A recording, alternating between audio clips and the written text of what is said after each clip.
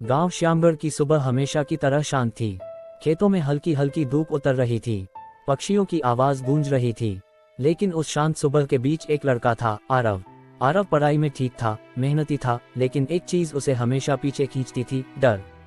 लोगों के सामने बोलने का डर, नए काम शुरू करने का डर, और सबसे बड़ा डर, असफल हो जाने का डर। पहला दृश्य, सपना और डर। आरव का सपना था कि वह अपने जिले में होने वाली भाषण प्रतियोगिता जीते। उस प्रतियोगिता में जीतने वाले को शहर में पढ़ाई के लिए छात्रवृत्ति मिलती थी। उसके पिता किसान थे, घर की हालत ज्यादा अच्छी नहीं थी।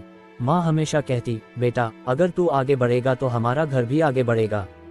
आरव ने प्रतियोगिता में नाम तो लिखवा दिया, लेकिन जैसे जैसे दिन पास आने लगे उसका डर बढ़ने लगा। उसके मन में आवाज आती, अगर मैं भूल गया तो, अगर लोग हंसे तो, अगर मैं हार गया तो।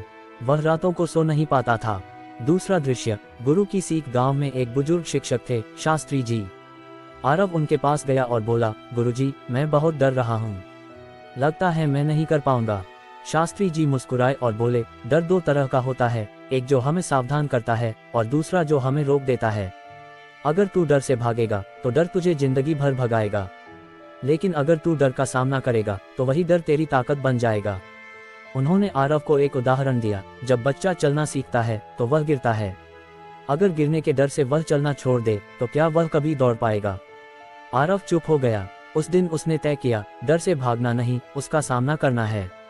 तीसरा दृश्य, संघर्ष। अब आरव रोज सुबह खेत में जाता, ऊंची आवाज में अपना भाषण बोलता। पहले दिन उसकी आवाज कांप रही थी, दूसरे दिन भी, तीसरे दिन भी, लेकिन चौथे दिन आवाज में थोड़ा आत्मविश्वास आया। गांव के कुछ लड़के हंसते थे, अरे ये क्या नेता बनेगा। पहले आरव को बुरा लगता था, लेकिन अब वह सोचता, अगर मैं रुक गया तो सच में कभी नहीं बन पाऊंगा। उसने आईने के सामने अभ्यास किया, अपने डर को कागज पर लिखा, मुझे लोगों के सामने बोलने से डर लगता है। फिर उस कागज को फाड़ दिया। उसने अपने मन से कहा, डर तू जितना बड़ा दिखता है असल में उतना है नहीं। चौथा दृश्य, प्रतियोगिता का दिन। प्रतियोगिता का दिन आ गया। हॉल भरा हुआ था, बड़े बड़े स्कूलों के छात्र आए थे। आरव के हाथ ठंडे पड़ गए, दिल तेजी से धड़क रहा था। उसका नाम पुकारा गया, अगले प्रतिभागी हैं आरव श्यामगढ़ से। वह मंच पर चढ़ा, कुछ सेकंड तक चुप रहा। सामने सैकड़ों लोग थे। उसके मन में फिर वही आवाज आई, भाग जा, अभी भी समय है। लेकिन तभी उसे शास्त्री जी की बात याद आई, डर के आगे जीत है।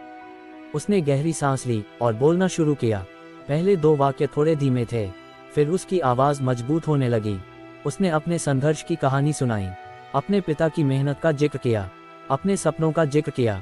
पूरा हॉल शांत था, अब कोई नहीं हंस रहा था। जब उसने अपना भाषण खत्म किया